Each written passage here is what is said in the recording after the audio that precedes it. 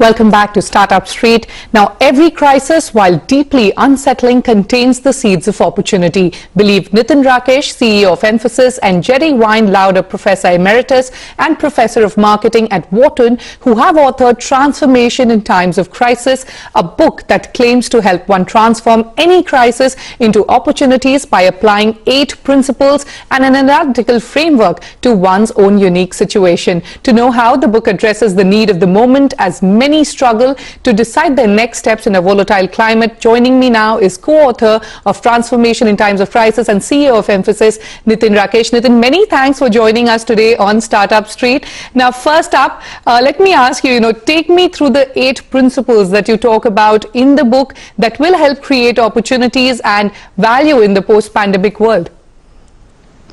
Thanks for having me, Shruti. I think, when we started writing the book, it was, obviously a little bit before the crisis. And we already saw a number of, changes in the business environment, in the consumer behavior, consumer expectations on experience versus loyalty.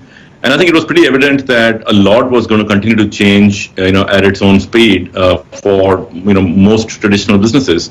And they were already coming under some massive disruptive threats. So I think the idea was to kind of start thinking about what can we advise based on real life principles to these businesses of how they can actually embrace this change and actually pivot, from, the model that they run today to effectively, embracing that whole consumer-centric design of the org. So I think we started writing the book with that whole mindset of, how do you architect your own disruption?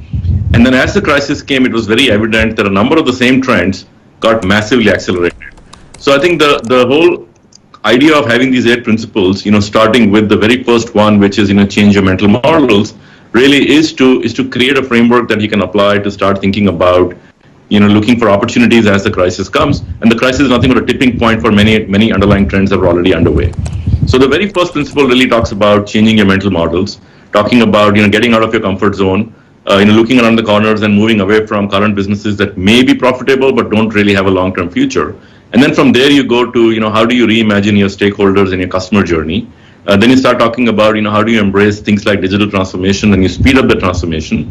Look for adjacencies because as crisis hit, many opportunities came up for, going into near neighbor industries. Think about, LVMH going from making perfumes to making sanitizer in a very short period of time. I mean, it's a great example of how you can take the same, chemical engineering capability and pivot it to a whole new product line that was the need of the hour. And so on. So I think those are the 8 principles, the way we've thought about, orchestrating the whole re-engineering and redesign of your organization and your business model. Absolutely, Nitin. So basically approaching a crisis in the right way can pave the way for long-term transformation. You've shared real-world industry case studies that provide a practical guide for business leaders, companies of all sizes and the entrepreneurs of tomorrow on navigation. Like you mentioned, you started collaborating on the book before the pandemic. So the book sort of has its own transformation journey. Tell me more about it. We were almost ready, with, I would say, the first draft of our manuscript early March. Okay. And as the crisis hit, we took a little bit of a pause for about a week, 2 weeks, because we had to make a decision whether we should publish the book or whether we should wait and see how this plays out. And it was very clear early on that the pandemic was really a tipping point for the exact same things that we had talked about in terms of the trends that were forcing the disruption. Right, think, every industry, from lending to retail to financial services to payments, they were already doing these massive changes and trends, right? E-commerce. Suddenly, in 30 days, e-commerce share of US retail doubled. What took 10 years happened in 30 days. So absolutely, I think it was really very clear to us that we had to kind of give this book the pivot of how do you use the crisis because the crisis was already there. So I think that was the way the book transformed itself, including the title. And we also had to then make a quick decision because we didn't want to wait for the book to be published, a year out because, the traditional publishing timelines are 4 to 6 months from the time you handle the manuscript.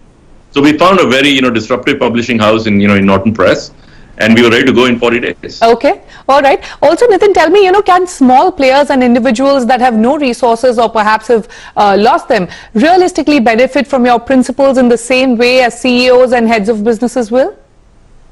So Shruti, the book doesn't say that you have to be a CEO or a business leader or run a P&L or be on the board to actually apply these principles. These principles can be applied to any situation, any business, no matter the size. I would actually go ahead and even say you can apply this book to your own personal transformation as a professional, because you really have the same issues that you're dealing with. Firstly, starting with your mental model. Secondly, your ability to understand the customer and the consumer experience. So I think this spans businesses, spans geographies, spans industries, and spans the size for sure. All right. Nitin, you've seen a dramatic transformation at Mphasis. What has that journey been like, and how did you find yourself applying your life lessons to adversity, to leading your company and taking risks? Again, the journey we started at Mphasis about 4 years ago was obviously, hindsight, has been very fruitful, and we've really, grown faster than the market, done really well for, almost on all financial parameters. But I think as the crisis hit, we were right in the middle of the same exact, dilemma that everybody else was. How should we think about it? Should we play defensive? Should we conserve cash? Should we protect our people and our assets? Or, and that's what we ended up deciding to do. It's, let's start leaning forward. Let's start investing, even more aggressively in the areas that we think are going to be the future. And most importantly, let's step up and be the partner that our clients expect us to be. So I think to us, it's really been a lesson in acceleration. If you apply the right principles and you stay forward leaning, especially if you have the conviction and the confidence in what you're trying to do, happens to be the right thing for your clients and their customers. Okay, Nitin, I really hope the book inspires anyone who's looking to defend, disrupt, and come out stronger in these challenging times. Wish you the very best, and thank you so much for joining us today. It was a pleasure talking to you. Thanks, Shruti. We really look forward to the feedback. The book is obviously live on Amazon and Flipkart, and I'm very excited about it. Thank you so much. Thank you so much, Nitin. With that, it's a wrap on this edition of Startup Street. More news and updates coming up on the other side.